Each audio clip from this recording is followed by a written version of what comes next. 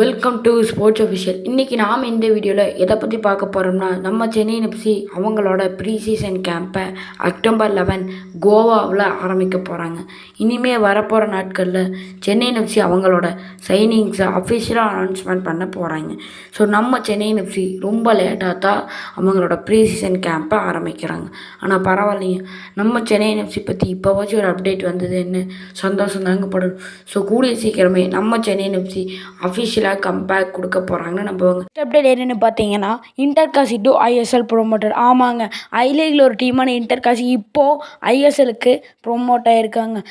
இவங்க last year I லீகில் சாம்பியன்ஸாக இருந்தாங்க.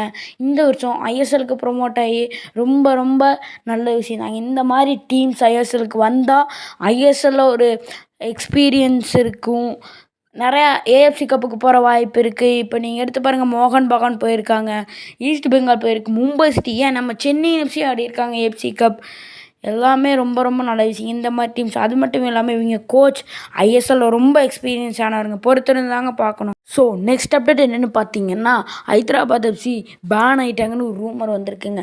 அவங்களுக்கு பதிலாக ஸ்போர்ட்டிங் கிளப் டெல்லி ஐஎஸ்எல்லை ரெப்ரசன்ட் பண்ண போகிறாங்கன்னு ஒரு பேச்சுவார்த்தை வந்திருக்கு. ஸோ இது உண்மையாக இல்லை பொய்யான்னு இது வரைக்கும் இந்த அதிகமாக ஒரு ட்ரூவான நியூஸ் வரல. அது இனி எப்படி இருக்குன்னு யாருக்கும் தெரில. நம்ம பொறுத்திருந்தாங்க பார்க்கணும் ஐஎஸ்எல் வர்ற வரைக்கும். ஸோ ஐஎஸ்எல் வர்றக்குள்ளே இந்த நியூஸ் உண்மையா இல்லை பொய்யா நம்ம எல்லாத்துக்குமே தெரிஞ்சிடும். ஹைதராபாத் எஃப்சி இப்படி பேன் ஆகவே கூடாதுங்க.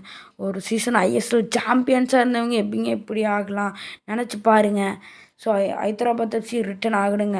ஹைதராபாத் எஃப்சி திரும்ப வருவாங்கன்னு நம்புவாங்க, நம்மளோட பக்கத்து ஸ்டேட்டுங்க. ஸோ இந்த வீடியோ உங்களுக்கு பிடிச்சிருந்தா மறக்காமல் லைக் பண்ணுங்கள், ஷேர் பண்ணுங்கள், பெல் ஐக்கானை கிளிக் பண்ணுங்கள். ஸோ அடுத்த சென்னை எஃப்சி அப்டேட் வீடியோவில் சந்திப்போம்.